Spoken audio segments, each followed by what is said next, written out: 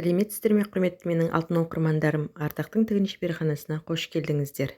Бүгін сіздермен осындай тақ корзинасын жасайтын боламыз. Аты айтып тұрғандай, таққа ұқсайтын бұл корзина. Ең алдымен мен каналыма тіркеліп, лайк басып, комментария жазып, қоңыраушаны баса кетіңіздер.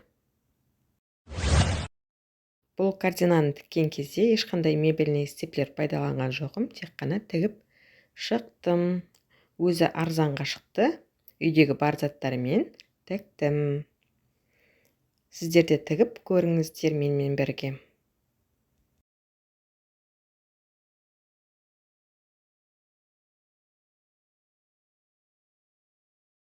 Корзинамызға қажетті заттар. Біздерге ең алдымен синтепон қажет, және де турецкий бюлюр. Мен ақ түсін алдым, өздеріңіз қалаған түсін алсаңыздар болады. Және де картон, кәдімгі үйдегі картон қағаз. Мінекей, осындай картон қағаздар керек.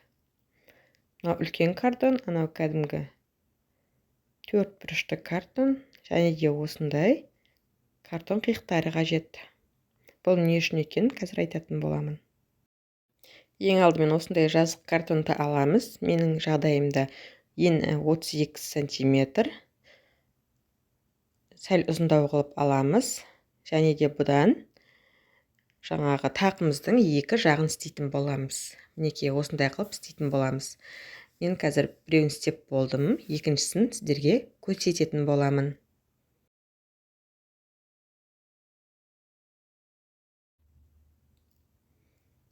Мінекей картонымызды алып, ең шетінен бастап нығыздап орайтын боламыз. Өзімізге қажетті мөлшерге дейін орап, сыртын скотчтап аламыз.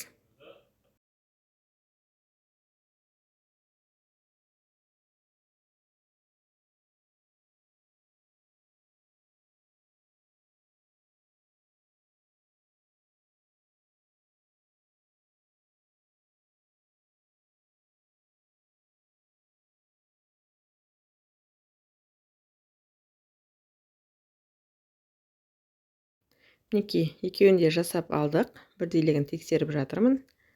Және де ендігі кезекте мына 4 бұрышты картонның сіздерге өлшемін айтып жіберейін.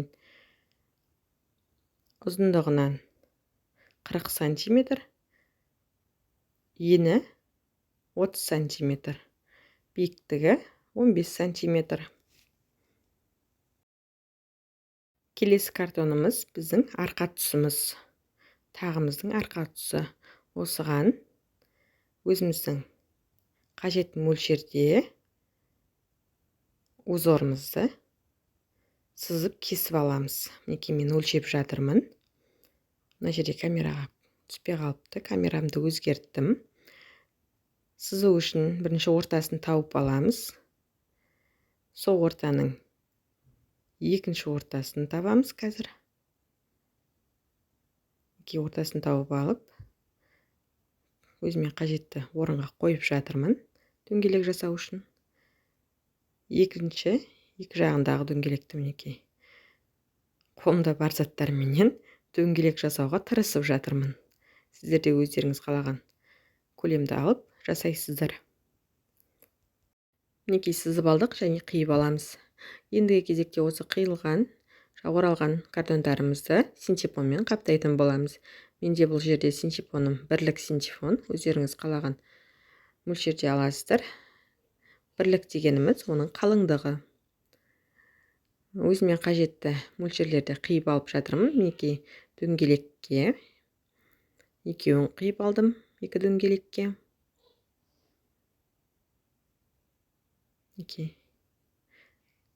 Екеуін қиып алдым.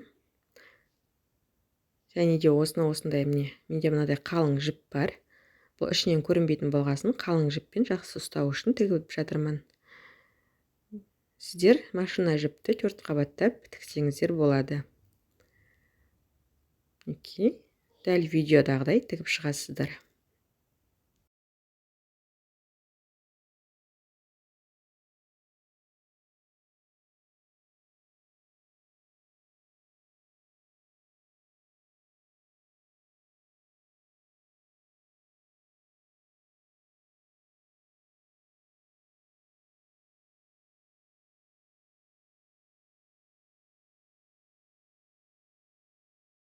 Және де екі шетін де тігіп аламыз.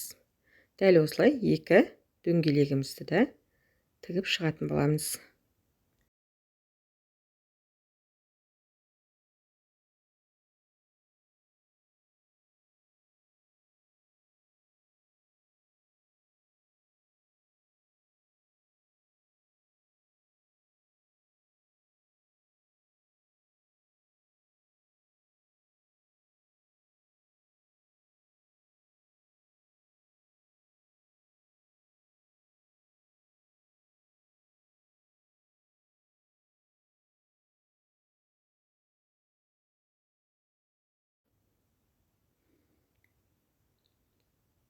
Екі дөңгелегімізді тігіп алдық. Ендігі кезекте тағымыздың артын дәл видеодағыдай тігетін боламыз. Көріп тұрғандарыңыздай дәл осылай қаптап шығамыз.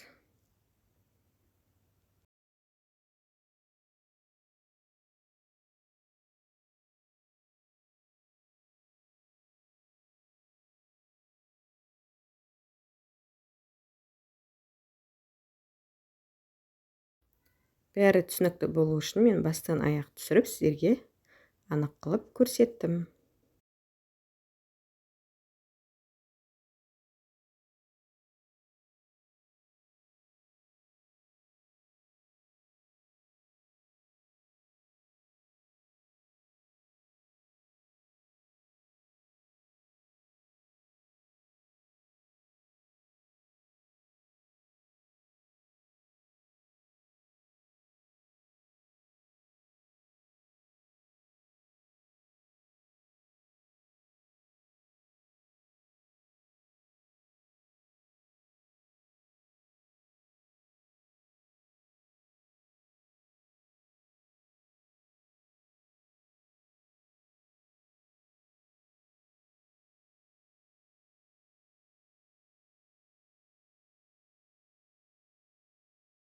Осылай тігіп шығамыз. Қасындағы қолға мән бермейміз. Үйге қонақ келіп қалып, қасымда әңгіме айтып тұр.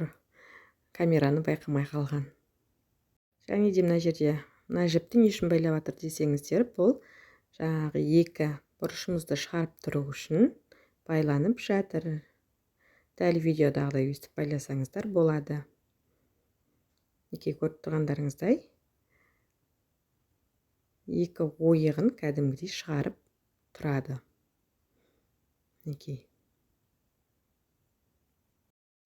Ендігі кезекте картинамыздың үлкен бөлігін жасаймыз. Бұл үшін синтефонымызды қабаттап, дәл видеодағыдай жасайсыздар. Артқы бөлігін бір қабат, алдыңғы бөліктерін екі қабаттан және екі жанында екі қабаттан жасап жатырмын. Өйткені үлкен пышный болып көріну үшін. Арт жағына бір қабат жеткілікті, алдыңғы бөлігіне екі қабат жеткілікті. Сосын осылай біріктіріп тігіп шығатын боласыздар бүкіл жерін. Видеоны қарасаңыздар, бәрі анық көрсетілген. Бұл менің тігіп жатқан клиентімнің заказы. Арзан қылып картоннан тігіп беріңізші дегеннен кейін екі есеп бір есеп сіздерге де видео түсірейін деп шештім.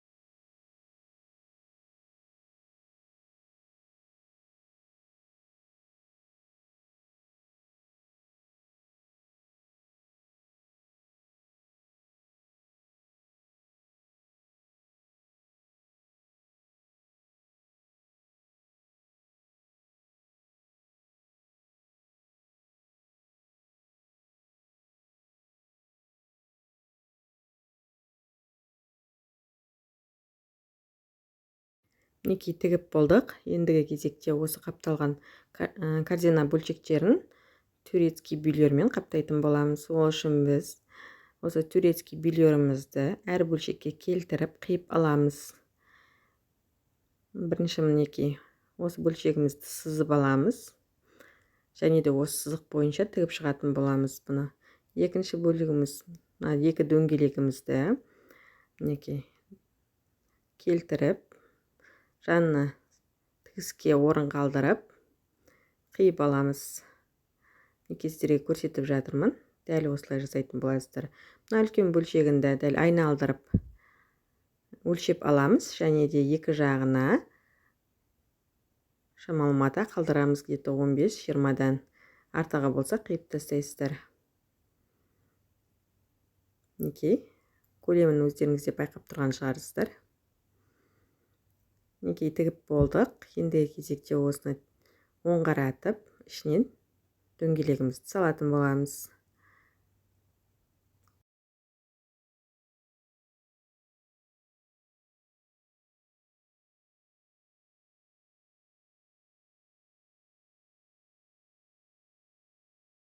Мінекей салып алдық, және де тігістің жанындағы дор деп тұрған маталарымызды қиып алып тастаймыз. Қазір бүріп тіккен кезде томпайып ыңғайсыз болып тұрады, сол үшін. Енді екі жағынан тігіп шығамыз. Примерно осындай сборка шығу керек деп сіздерге көрсетіп жатырмын. Қалай тігілу жолын қазір сіздерге көрсететін боламын. Бұл жолы енді ақ жіп алатын боламыз. Менде машина жіп болғаннан кейін бұл жіпті 4 қабаттап алдым. Өйткені үзіліп қалмас үшін қазір тартқан кезде қабаттап аласыздар. Мінекей дәл видеодағыдай өстіп жасайсыздар. Мінекей тартқан кезде әдемі түйін шығатын болады.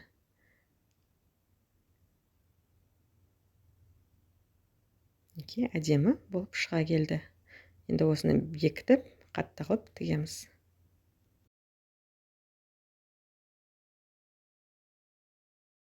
Дәл осылай екінші жағында тігеміз. Және де екінші дөңгелегімізді дәл осылай жасап шығамыз. Мінекей екеуін тігіп алдық. Ендігі кезекте тағымыздың арқасын жасайтын боламыз.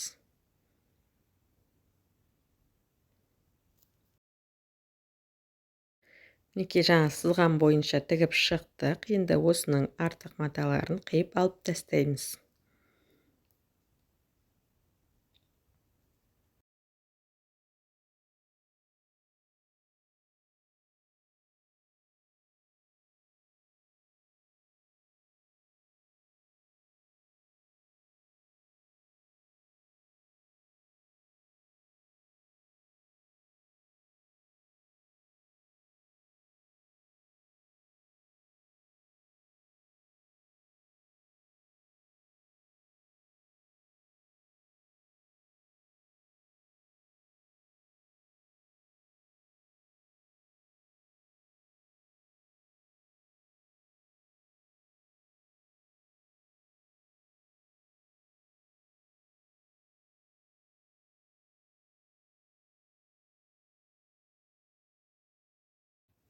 Және де мына дөңгелек жерлерін дәл видеодағыдай тігіске 1 мм жеткізбей қиып шығамыз жан-жағын.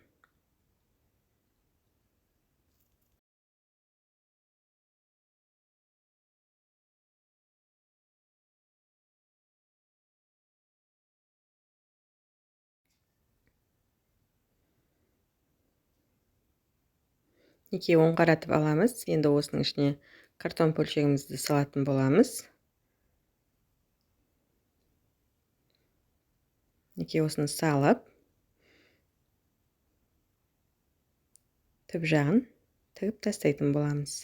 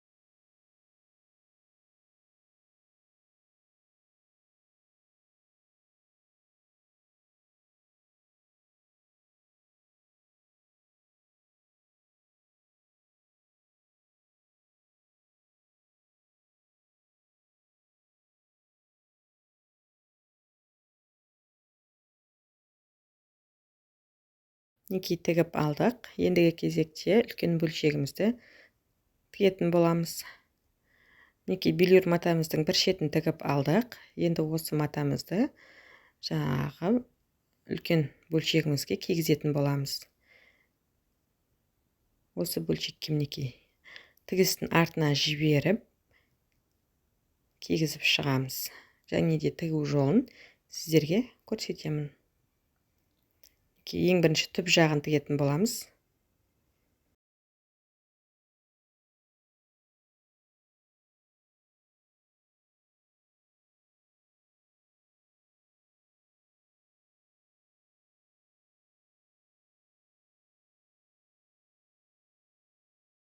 Бірінші астыңғы матамызды синтепонға бекітіп аламыз. Тігіп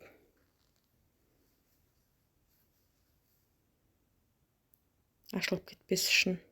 Одан кейін беткі матасын тігіп тастаймыз. Видеоны мұқият қарап отырсаңыздар, бәрі түсінікті көрсетілген.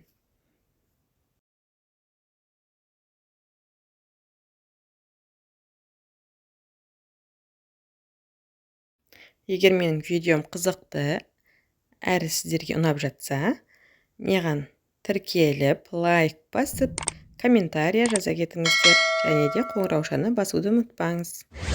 Келесі шыққан видеом сіздерге ең бірінші көрінетін болады.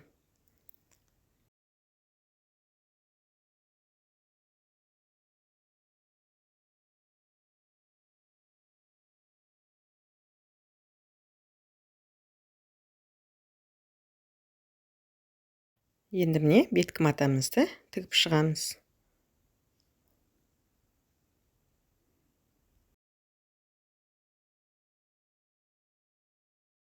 Көріп тұрғандарыңыздай, біздің корзинамызға бұндай көп қаражат кетпейді. Үйдегі бар картонмен және де тек синтепонменен турецкий белюрімізге ғана ақша қажет. Қалғаны үйден шығатын заттар. Өзі арзан, өзі маржан корзина болайын деп тұр.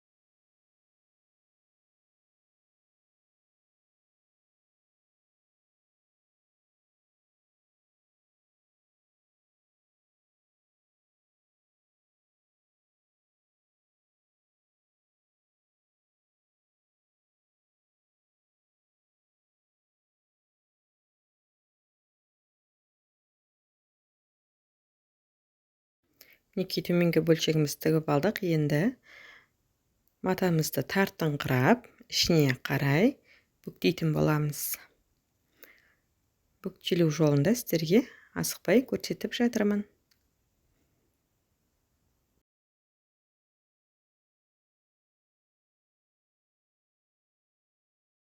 Мінекей осылай бүктеп, екі бұрышынан тігіп тастаймыз. Көп тігудің қажеті жоқ. Бір-екі рет қана тігіп, бекітіп қойсаңыздар болады матаны. Мен түсірдім деп ойласам, түспей қалыпты, сіздерге айтып жатырмын. Мінекей төрт бұрышынан тартып, тігіп тастаймыз. Мінекей тартып, тігіп тастадым. Оны түсіруді яғни ұмытып кетіппін. Ендігі кезекте осы бөлшектерімізді жинайтын боламыз. Байқағандарыңыздай менің камерам төменге қарай түсті. өйткені жоғарыдан көрінбейтін болғаннан кейін. Мінекей көріп тұрғандарыңыздай картинамыздың артқы бөлігін ішіне орнатамыз, кіргіземіз яғни. Және де қозғалмас үшін арт жағынан тігіп тастаймыз. Ақ жіппенен жібімізді 4 қабаттап аламыз.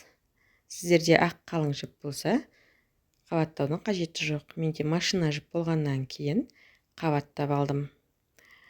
Дәл видеодағыдай тігіп шығамыз, қозғалып кетпес үшін.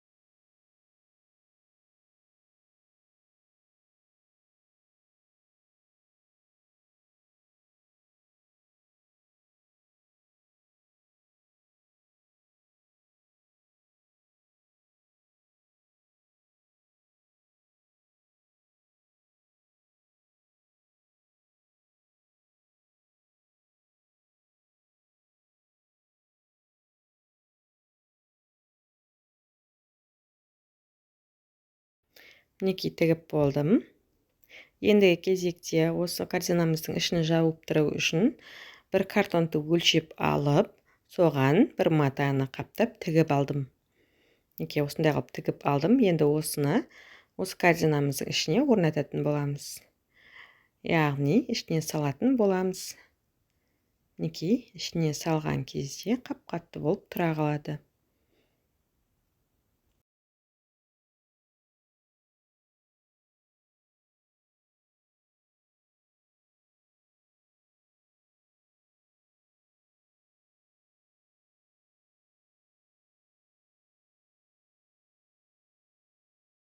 Мінекей осылай орнатып алдық. Әп-әдемі болып шығып келе жатыр біздің тағымыз. Енді екі жағына осы дөңгелегімізді тігіп орнататын боламыз бұны да. Бұл клейге тұрмайды, сол үшін тігіп тастаймыз. Қалай тігілу жолын сіздерге қазір көрсететін боламын. Мінекей екеуін қалай орнататынымды қарап алып жатырмын. Сіздер де қарап алып, осылай орнататын боласыздар. Мына жерде дұрыс көрінбей тұр. Қандай әдемілік бар екен, қазір сіздерге тігіп болғасын көрсететін боламын.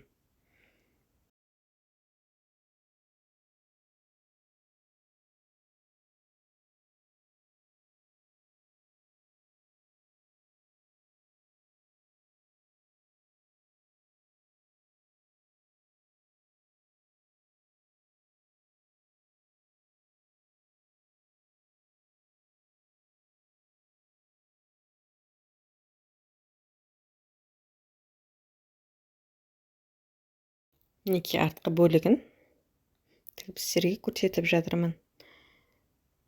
Астыңғы корзинамызбен дөңгелегіміз және де арқа бөлігіміз бәрі де бірігіп тұру қажет. Сол үшін үшеуін біріктіріп тігіп шығатын боламын.